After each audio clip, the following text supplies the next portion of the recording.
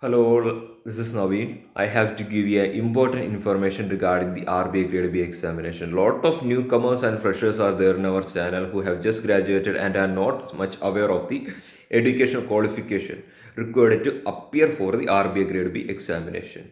So a lot of comments were there, and recently I have made a video regarding the updated eligibility criteria, but there was a slight mistake in that. So I am going to update that with very briefly, very correctly in this video, very thoroughly. I will be explaining the eligibility criteria. So if you are a new member, make sure to subscribe to the channel and enable the bell icon. Also, if you would like to get personal classes, you can contact me on the link given on the comment section. It is pinned there. You can contact me via either Instagram or Telegram and get personal classes if you feel that you are weak in these subjects and you want to get a personal coaching.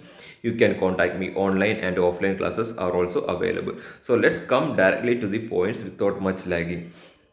According to the previous year's notification till 2019 and all, you can see that a student must have scored, an aspirant must have minimum 60 percentage mark in the 10th, 60 percentage mark in the 12th, and 60 percentage mark in the graduation to be qualified to appear for the examination. To just appear, you require this much of criteria. And just consider that you went to the post graduation and scored 75 percentage mark.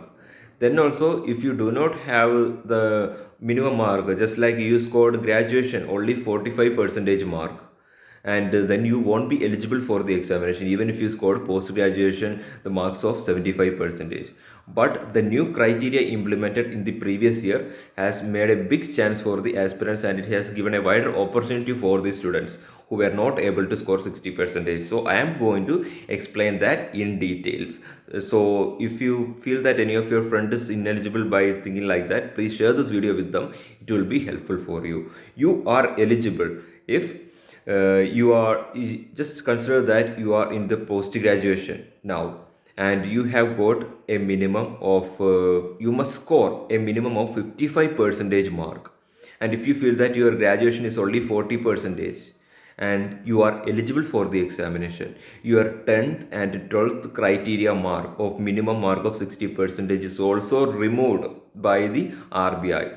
So if you want to appear for the examination, if your graduation mark is less than 60, just like a 45 percentage or something, and your post graduation mark is above 55 percentage, then you only require that criteria. You do not have to consider the 10th, 12th or the graduation.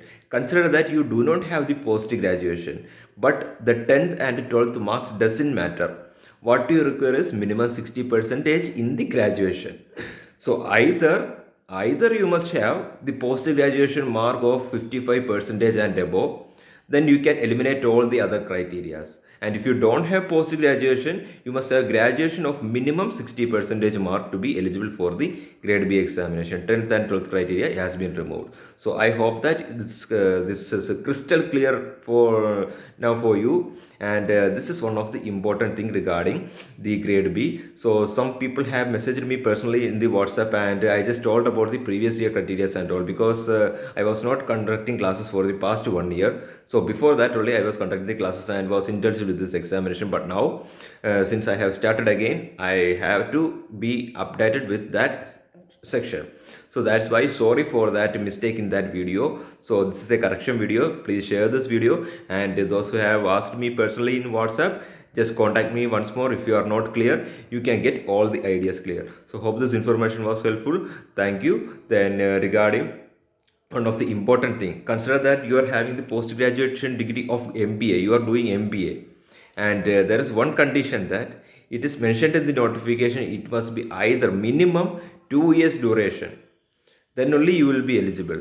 But it is also given that if the government approves your 1 year MBA program to be okay, and it will be considered as a postgraduate degree. If the government considers like that and accepts it, then also you are eligible. So these are the only important things to give regarding the eligibility criteria of this examination. Thank you for watching. For classes, just contact me, and if you haven't subscribed, subscribe to the channel and give this video a like. Thank you.